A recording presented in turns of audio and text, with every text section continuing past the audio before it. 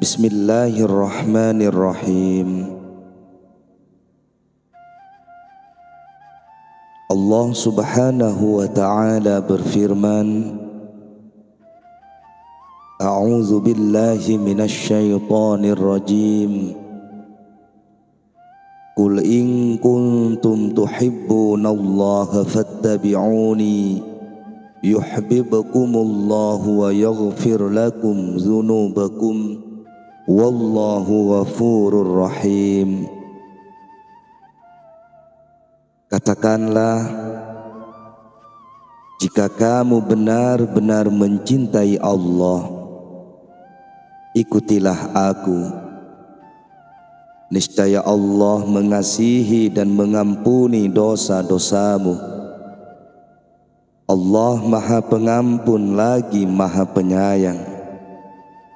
Quran Surat Ali Imran ayat 31. Ketahuilah, semoga Allah merahmati Anda. Sesungguhnya cinta seorang hamba kepada Allah dan Rasul-Nya adalah mentaati dan mengikuti apa yang diperintahkan oleh Allah dan Rasul-Nya. Sedangkan cinta Allah kepada hamba-hambanya ialah dengan memberikan anugerah dan ampunan kepada mereka.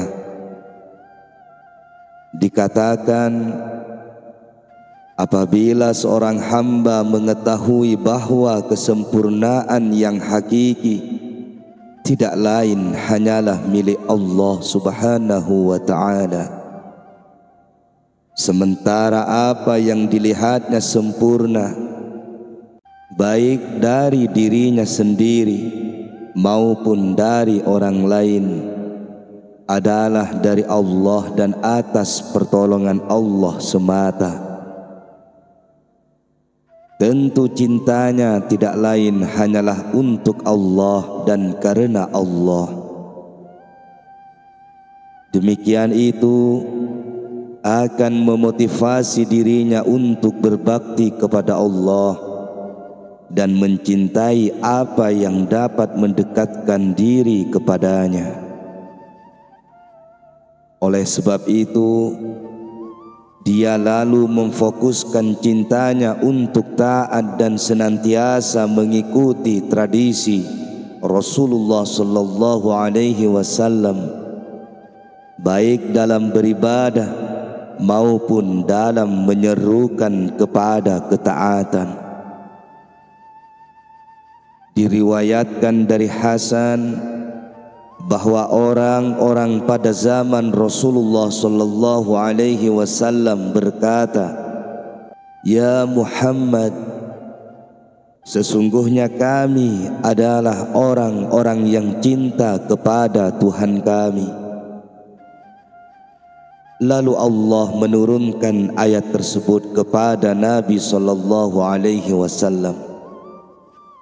Bishr al-Hafi radhiyallahu an berkata, saya bermimpi melihat Nabi sallallahu alaihi wasallam. Beliau bersabda, "Ya Bishr, tahukah Anda dengan sebab apa Allah mengangkat derajat Anda melebihi atas teman-teman Anda?" Aku berkata, "Tidak, ya Rasulullah." Beliau bersabda, "Sebab khidmat Anda kepada orang-orang soleh dan sebab nasihat serta kecintaan Anda kepada teman-teman dan sahabat-sahabat Anda, juga sebab Anda berpegang teguh pada sunnahku dan mengikutinya." Nabi sallallahu alaihi wasallam bersabda, "Barang siapa yang menghidupkan sunnahku, maka berarti ia cinta kepadaku.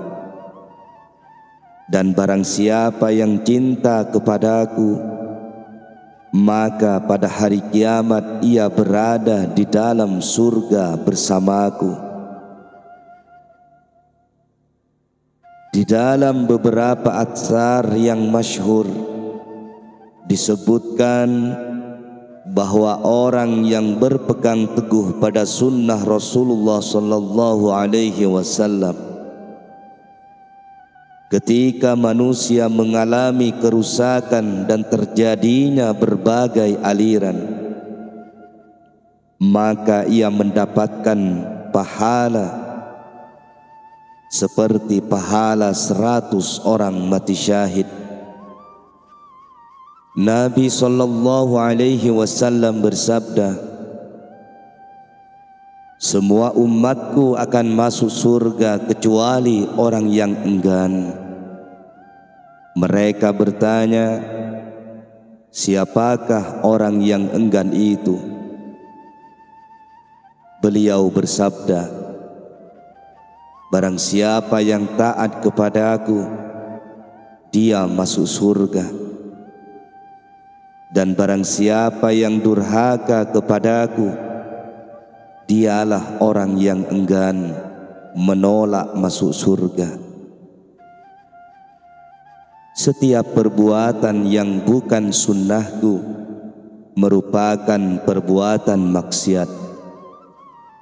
Sebagian ulama berkata bahwa seandainya Anda mengetahui seorang syekh yang dapat terbang di udara dan berjalan di atas lautan, atau memakan api atau kesaktian yang lainnya, tetapi ia meninggalkan satu perbuatan fardu di antara fardu-fardu yang telah ditetapkan Allah, atau meninggalkan satu sunnah dari sunnah-sunnahku dengan sengaja, maka ketahuilah bahwa dia adalah seorang pendusta dalam pengakuannya.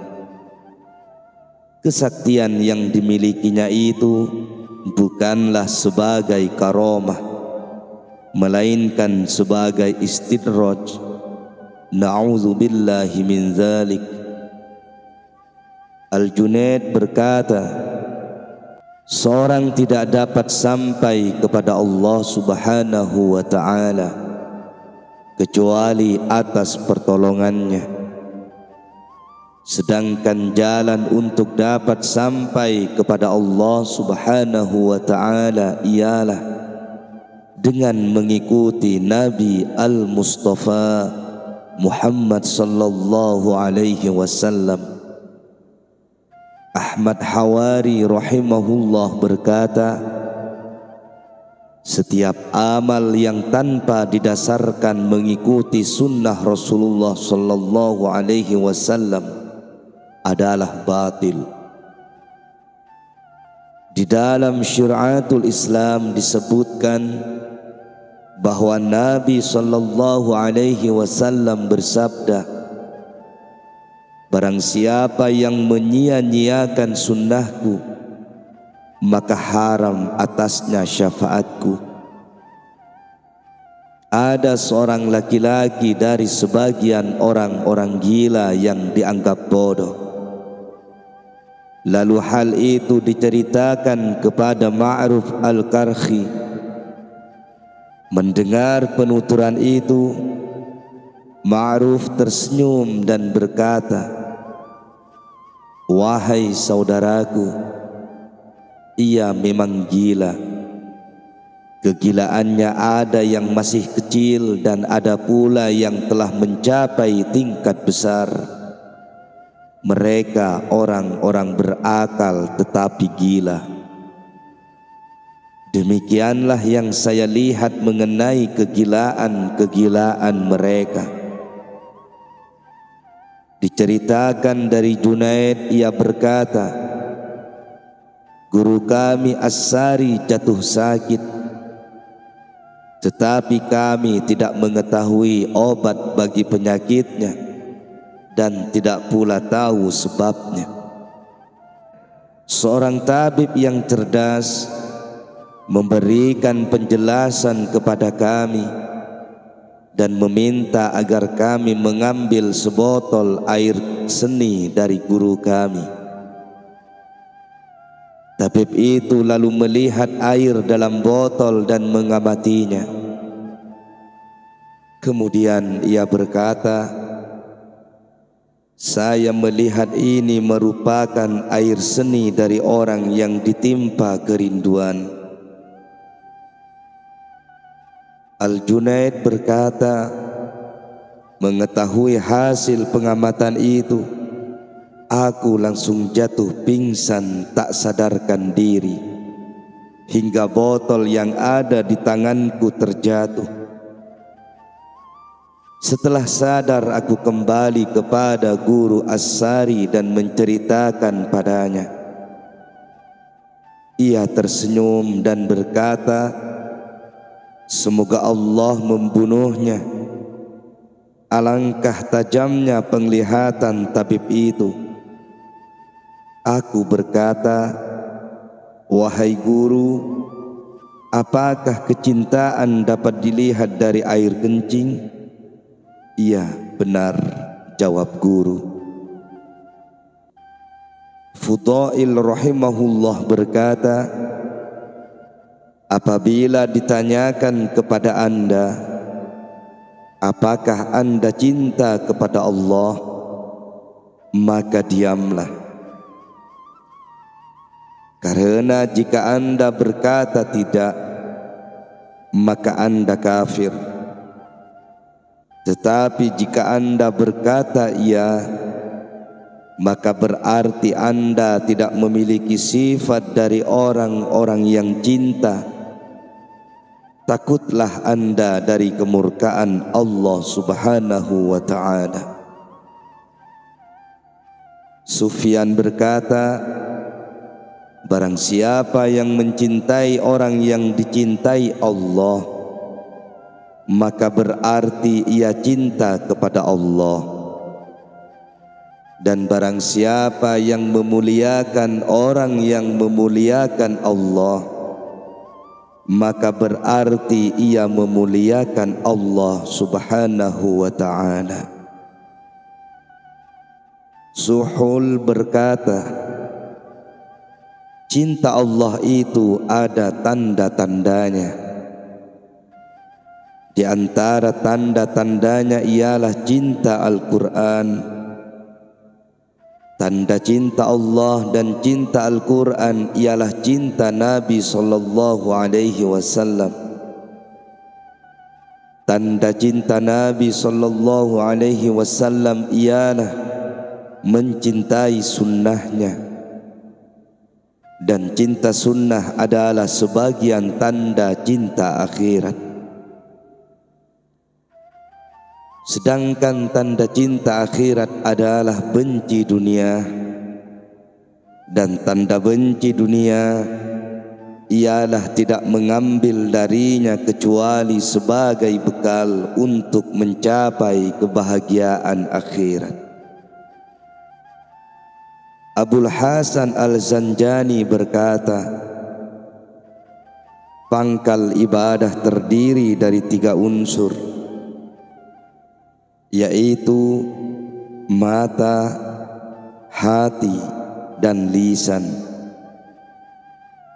Mata untuk mengambil ibrah, hati untuk merenung dan berpikir, dan lisan untuk pembenaran, bertasbih dan berzikir.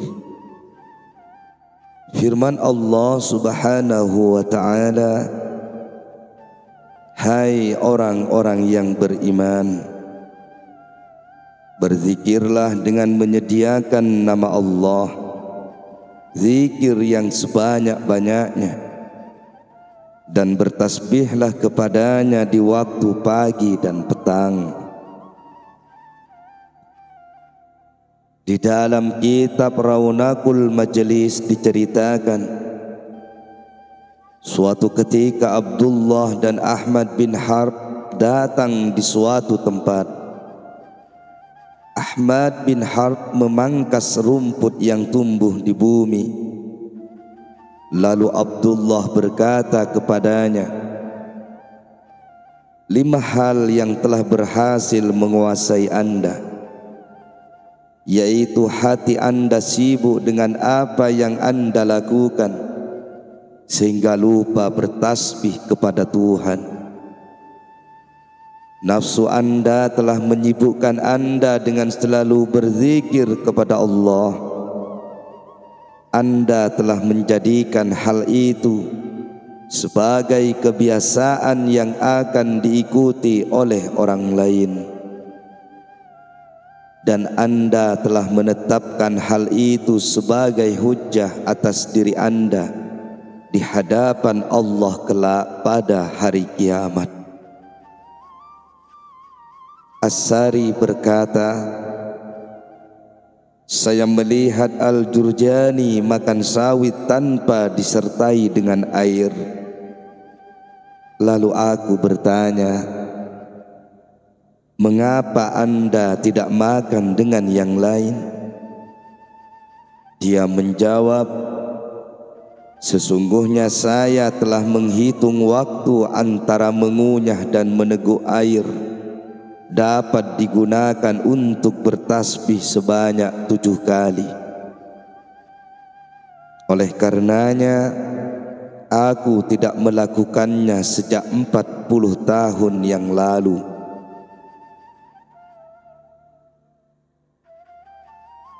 Adalah Sahal bin Abdillah. Dia makan sekali dalam 15 hari. Ketika bulan Ramadan dia tidak makan kecuali hanya sekali makan. Bahkan dia pernah tahan tidak makan selama 70 hari. Ketika dia makan justru menjadi lemah, dan ketika dia lapar menjadi kuat. Abu Hammad Al-Aswad pernah bersanding dengannya di dalam Masjidil Haram selama 30 tahun, dan dia tidak pernah melihat Sahal makan dan minum, dan tak pernah terlepas sesaat pun dari berzikir kepada Allah Subhanahu wa ta'ala. Diceritakan bahwa Amr bin Ubaid tidak akan keluar dari rumahnya kecuali untuk 3 hal, yaitu untuk sholat berjamaah, untuk menjenguk orang sakit, dan menghadiri jenazah. Dia berkata, saya melihat manusia menjadi pencuri penyamun di jalan. Umur adalah permata indah yang tak ternilai harganya, maka hendaklah ia didaya fungsikan sebagai perbekalan di akhirat. Ketahuilah bahwa orang yang menghendaki kehidupan akhirat, dia harus bersikap zuhud dalam kehidupannya di dunia, agar tujuannya menjadi fokus pada satu tujuan. Tidak terjadi penyimpangan antara lahir dan batin, karena tidak mungkin memelihara suatu hal kecuali menyempurnakan secara lahir dan batin. Diceritakan dari Ibrahim bin Hakim, ia berkata, apabila datang rasa kantuk menyerang ayahku, dia mencebur ke laut dan bertasbih, sehingga ikan-ikan datang berkumpul di sisinya ikut bertasbih bersamanya. Diceritakan bahwa Wahab bin Manbah berdoa kepada Allah agar menghilangkan tidur di malam hari dari doanya. Doanya terkabul. Dia tidak pernah tidur di malam hari selama 40 tahun. Hasan Al-Hallaj mengikat dirinya mulai dari mata kaki sampai lututnya dengan 30 ikatan. Dia melakukan sholat dalam kondisi seperti itu setiap sehari semalam sebanyak 1000 rakaat. Adalah Junaid, ia datang ke pasar untuk bekerja. Ia memulai pekerjaannya dengan membuka toko. Setelah itu masuk ke dalam menggeraikan tirai penutup, lalu melakukan sholat 400 rakaat. Kemudian ia kembali pulang ke rumahnya. Habsyi bin Daud selama 40 tahun ia melakukan sholat subuh dengan wudhu yang diambilnya di waktu sholat isya. Karenanya bagi orang yang beriman, seyogyanya senantiasa dalam keadaan suci. Ketika ia berhadas, hendaklah segera bersuci dari hadas, lalu sholat 2 rakaat.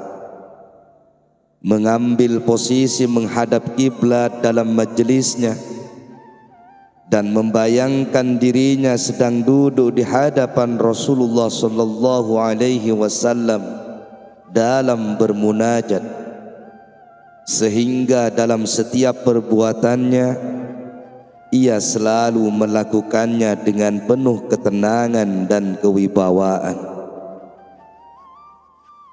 Mampu menanggung sakit, tidak melakukan perlawanan terhadap yang berbuat jahat, tetapi memohonkan ampun terhadap orang yang berbuat jahat kepadanya.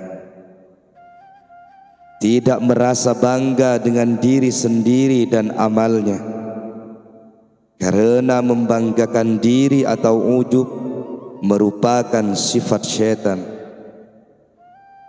Memandang dirinya dengan pandangan yang hina dan melihat orang-orang soleh dengan pandangan kemuliaan dan keagungan.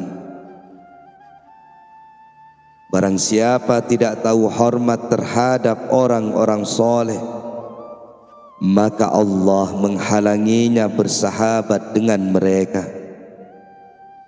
Dan barang siapa yang tidak mengenal kemuliaan ketaatan, maka manisnya ketaatan itu akan dicabut dari hatinya.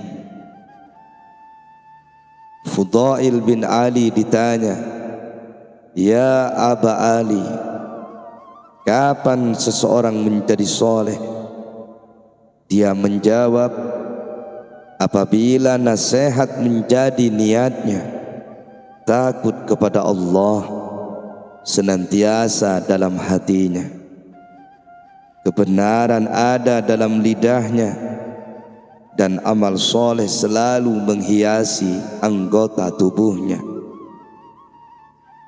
Allah subhanahu wa ta'ala berfirman kepada Nabi sallallahu alaihi wasallam ketika beliau mi'raj, "Ya Ahmad, jika Anda ingin menjadi orang yang paling wirai, maka zuhudlah di dunia dan cintailah akhirat." Beliau bertanya, "Ya Ilahi, bagaimana aku harus berzuhud di dunia?" Allah subhanahu wa ta'ala berfirman, "Ambillah dari kekayaan dunia ini sekedar makan, minum, dan berpakaian. Janganlah Anda menimbun harta duniawi untuk hari esok, dan berzikirlah kepada Allah secara terus-menerus." Beliau bertanya, "Ya Tuhanku, bagaimana aku harus berzikir kepadamu secara terus-menerus?" Allah subhanahu wa ta'ala berfirman, "Dengan berkholwat atau menyepi dari manusia. Jadikanlah tidurmu sebagai salat dan laparmu sebagai makan." Nabi sallallahu alaihi wasallam bersabda, berlaku zuhud di dunia akan mengistirahatkan atau menenangkan hati dan badan, sedangkan rakus akan memperbanyak kesedihan dan kedukaan. Cinta dunia adalah pangkal dari segala kesalahan, sementara zuhud adalah pangkal dari segala kebaikan dan ketaatan. Diceritakan bahwa ada sebagian orang soleh berjalan dan bertemu dengan sekelompok orang mengerumuni seorang tabib yang menerangkan tentang penyakit dan cara pengobatannya. Lalu orang soleh itu bertanya, "Wahai Tuan Tabib, apakah Anda dapat mengobati hati?" Tabib berkata, "Iya, terangkan padaku apa penyakitnya." Orang soleh berkata, "Dosa-dosa telah membuat hati menjadi hitam kelam, lalu menjadi keras, membatu dan menyimpang." Tabib berkata, "Obatnya adalah merendahkan diri di hadapan Allah, tenggelam dalam beribadah, memohon ampun pada waktu tengah malam dan di penghujung siang, bersegera melakukan ketaatan kepada Tuhan yang Maha Agung lagi Maha Pengampun, dan mengajukan i'tizar pada Tuhan yang Maha Perkasa." Semua ini merupakan terapi pengobatan dan penyembuhan penyakit hati melalui ilmu secara gaib.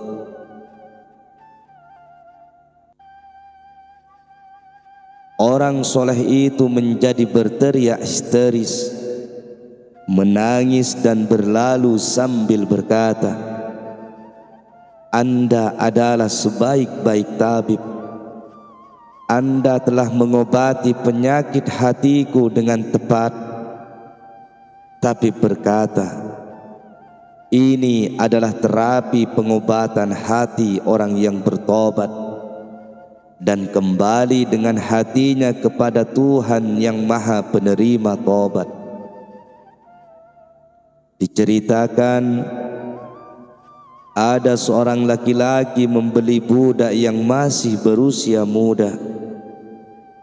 Budak itu berkata kepadanya, "Wahai tuanku, saya sanggup menjadi budak pelayan Anda, tetapi aku ingin mengajukan 3 syarat, yaitu Tuan jangan menghalangi aku untuk melakukan sholat wajib bila telah datang waktunya. Silahkan Tuan memerintahkan apa saja yang Tuan kehendaki di siang hari, tetapi janganlah Tuan memerintahkan sesuatu pun kepadaku di malam hari. Aku minta Tuan menyediakan tempat atau kamar khusus di rumah Tuan buatku, dan tak boleh dimasuki siapapun selain aku."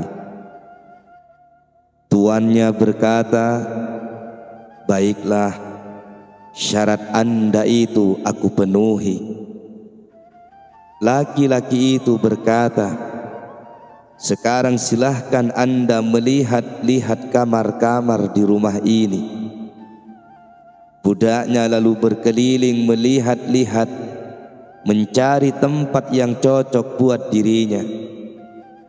Akhirnya dia menemukan sebuah kamar kosong yang tidak terawat. Lalu ia berkata, "Saya memilih kamar ini." Tuannya berkata, "Wahai budak muda, mengapa Anda memilih kamar yang tak terurus itu?" Budaknya berkata, "Wahai tuanku, Tidakkah Tuhan tahu bahwa sesuatu yang tak terurus itu akan menjadi taman yang indah bersama Allah? Selanjutnya, budak itu melayani tuannya di siang hari dan di malam hari ia menghabiskan waktunya untuk beribadah kepada Allah. Selanjutnya, budak itu melayani tuannya di siang hari dan di malam hari ia menghabiskan waktunya untuk beribadah kepada Allah Subhanahu wa ta'ala.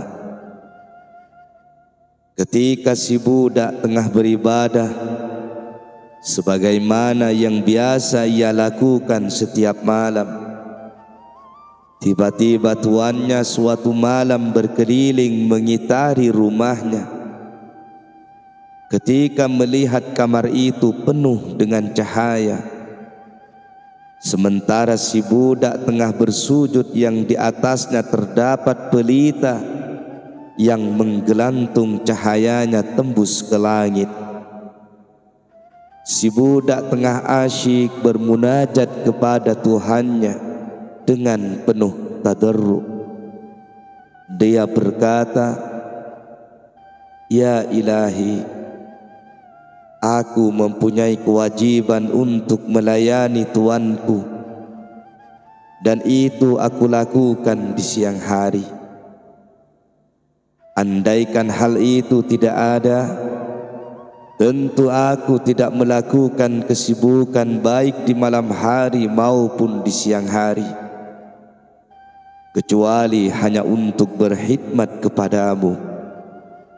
Oleh karenanya, terimalah alasanku ini, ya Tuhan." Sementara tuannya terpaku terus memperhatikan budaknya, sehingga pagi hari tiba dan pelita-pelita yang di atas budaknya itu kembali, serta atap rumahnya menjadi tertutup lagi. Tuan budak itu lalu pergi meninggalkannya dan menceritakan peristiwa yang disaksikan kepada istrinya. Ketika malam kedua tiba, sang tuan memegang tangan istrinya dan membimbingnya berjalan mengendap-endap mendekati pintu kamar budaknya. Sesampainya di depan kamar budaknya, ia mendapati budaknya dalam keadaan bersujud dan di atasnya terdapat pelita yang bersinar tembus ke langit. Keduanya terpaku berdiri menyaksikan pemandangan yang begitu indah. Tak terasa air mata keduanya meleleh membasahi pipi, dan pagi pun tiba. Kemudian sang tuan memanggil si budak dan berkata, "Anda merdeka karena Allah Subhanahu wa ta'ala, agar Anda dapat tenggelam dalam beribadah kepadanya. Bukankah Anda telah mengajukan alasan itu kepadanya?" Si budak lalu menengadahkan kedua tangannya ke langit dan berkata, "Wahai Tuhanku yang menguasai semua rahasia, sesungguhnya rahasiaku telah terbongkar. Saya tidak menginginkan hidup lagi setelah rahasia ini tersiar." Kemudian ia berkata, "Ya Ilahi, aku mohon kematian." Setelah mengucapkan itu, seketika dia roboh dan mati. Demikianlah kondisi orang-orang soleh yang memendam kerinduan kepada Tuhan di dalam hatinya yang amat dalam, dan orang-orang yang menempuh jalan Tuhan. Di dalam kitab Zahrul Riyad diterangkan bahwa Nabi Musa alaihi salam mempunyai seorang teman setia yang sangat disayangi. Pada suatu hari ia berkata, "Wahai Nabi Musa, berdoalah kepada Allah agar menganugerahkan kepadaku untuk dapat mengetahui Allah dengan yang sebenar-benarnya." Lalu Nabi Musa berdoa untuknya dan doanya terkabul. Akhirnya Nabi Musa kehilangan teman sejatinya itu karena ia pergi ke gunung berteman dengan binatang-binatang liar. Karena merasa kehilangan teman sejatinya, maka Nabi Musa berdoa kepada Allah, "Ya Tuhanku, teman setiaku meninggalkan aku raib entah kemana." Lalu dikatakan kepada Musa, "Wahai Musa, orang yang benar-benar mengetahui atau ma'rifat kepadaku, ia tidak akan bergaul dengan makhluk untuk selamanya." Disebutkan dalam akhbar hadis-hadis bahwa Nabi Yahya dan Nabi Isa suatu ketika berjalan-jalan di pasar. Lalu seorang perempuan menabraknya. Nabi Yahya berkata, "Sungguh aku tidak merasakan apa-apa dari hal itu." Nabi Isa berkata, "Subhanallah, badan Anda bersamaku, tetapi hati Anda di mana?" Nabi Yahya menjawab, "Wahai putra bibi, seandainya hatiku bisa tenang dengan yang selain Tuhanku sekejap saja, tentu aku mengira bahwa aku bukanlah orang yang mengenal Allah Tuhanku." Dikatakan bahwa ma'rifat yang sebenar-benarnya ialah dengan melepaskan dunia dan akhirat, lalu mengosongkan dan merendam dirinya pada Allah semata. Lalu dia menjadi mabuk setelah minum air kecintaan, dan dia tidak akan sembuh kecuali dengan melihat Allah dan menyaksikan dirinya benar-benar terendam dalam lautan cahaya Tuhan.